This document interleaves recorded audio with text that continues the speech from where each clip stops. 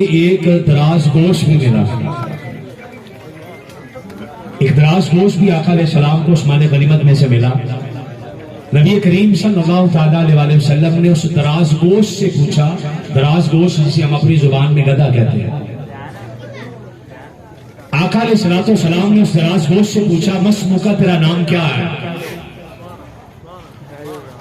اس نے جواب دیا اسمی یزید بن شہاب، میرا نام یزید بن شہاب ہے۔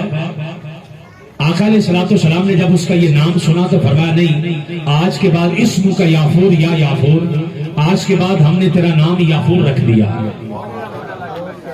رک کے بات سمجھیے گا، پتہ نہیں میں کامیاب ہوتا ہوں جملہ سمجھانے میں کہ نہیں، کوشش میں کروں گا کہ آپ کو میرا مدعا سمجھ آ جائے۔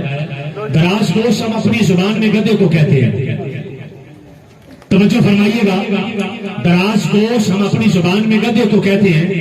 ایک دراز گوشت آقا کی بارگاہ میں آیا، اس نے اپنا نام یزید بن شہاب بتایا، آقا علیہ السلام نے اس کا نام بدل دیا، فرمایا نہیں تیرا نام یافور ہے۔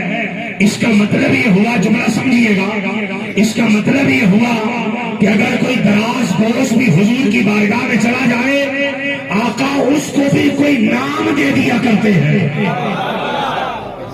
وہ بھی بے نامہ نہیں رہتا، اس کا بھی کوئی نام ہوتا ہے۔ اور آج کسی فرقے کی، کسی مسلک کی، مذہب کی مسجد ہو، جب خیبر کا واقعہ پڑھا جاتا ہے، اس دراز گوشت کا ذکر کیا جاتا ہے، اس کا نام آتا ہے، لوگ اس کے واقعات بیان کرتے ہیں۔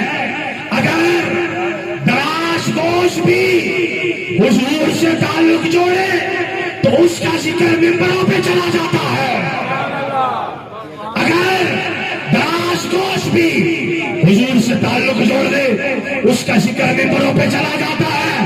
یہی مسئلہ، یہی مدعا مجھے آپ کو سمجھانا ہے کہ خدا کے بندو، دنیا کے لوگوں کے ساتھ تعلقات رکھو، دنیا ہے، جینا پڑے گا، زندگی گزارنی پڑے گی، مگر اللہ کا واسطہ